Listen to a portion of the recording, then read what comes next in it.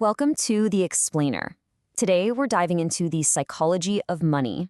And look, this isn't about complicated spreadsheets or being a math whiz. It's about understanding the powerful and often invisible mindsets that can either keep us stuck or, set us on a real path to financial freedom. So let's just start with a number that should honestly stop all of us in our tracks.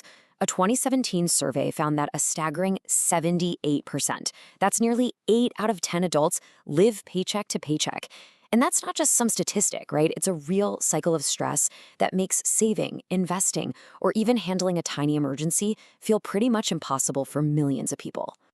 But here's the good news. That cycle can absolutely be broken. We're going to walk through 5 huge shifts you can make. And we're starting with the one that costs you $0, but changes absolutely everything, your mindset. From there, we'll get a crystal clear picture of your finances, we'll cook up a plan to conquer debt, discover how to make your money work for you, and then finally build the habits that lead to lasting freedom. Okay, so where do we even begin? Well, we start by busting a huge myth. Most of us think that to be good with money, you have to be some kind of math genius. But the truth? Financial success is driven way more by your behavior and your psychology than it is by any complex calculation. Just think about that for a second. We've all heard those stories, right? The lottery winners or the pro athletes who make millions and still end up totally broke. It's not because they failed at algebra.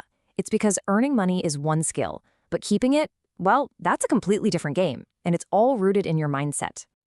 When you get right down to it, it really boils down to 2 very different ways of thinking. The first one is proactive. You're planning, setting long-term goals, and you're living with intention.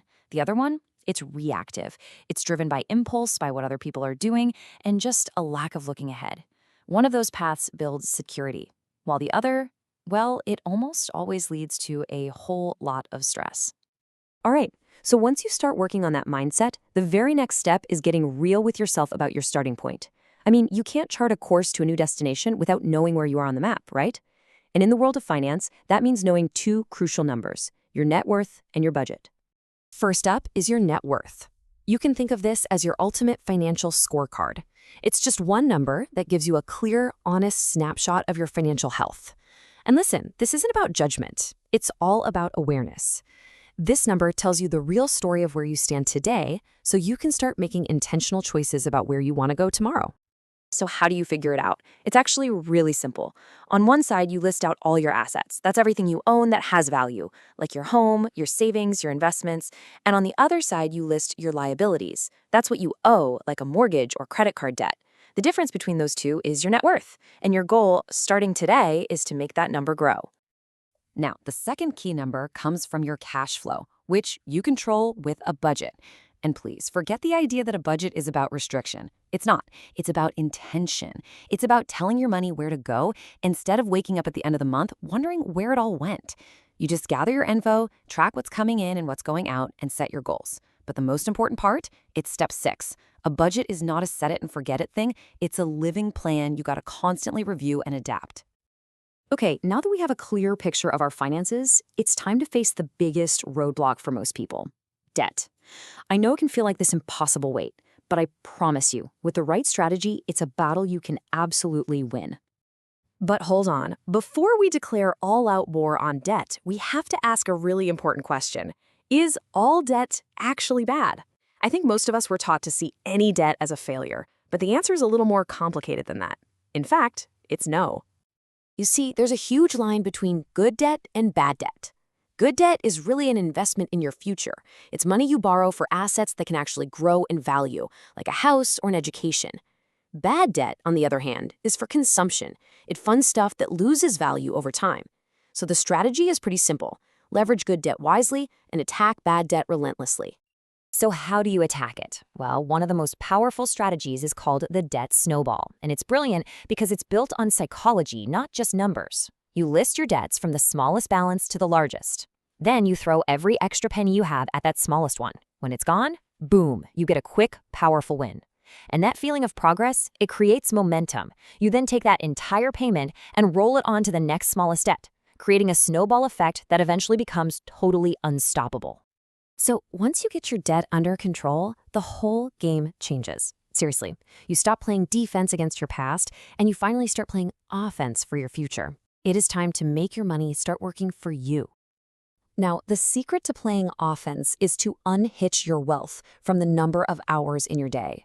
Most of us rely on active income, trading our time for a paycheck.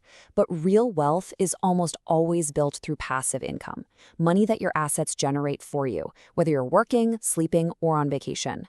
That, my friends, is the real path to freedom.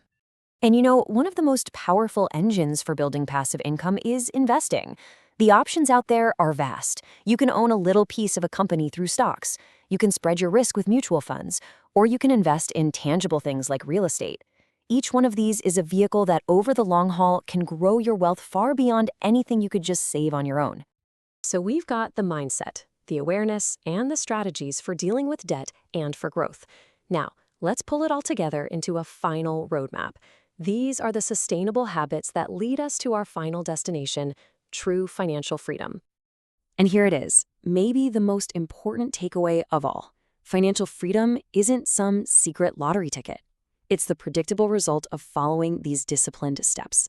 It all kicks off with awareness, gets fueled by earning more while living intentionally, and then it gets supercharged by a smart investment plan. But notice that last step. This whole thing is a journey of continuous learning. You never really arrive. And that brings us to the last and maybe the most important question. At the end of the day, money is just a tool. It has no power on its own, not until you give it a purpose. Financial freedom isn't about piling up cash. It's about having the options and the resources to build the life you actually want.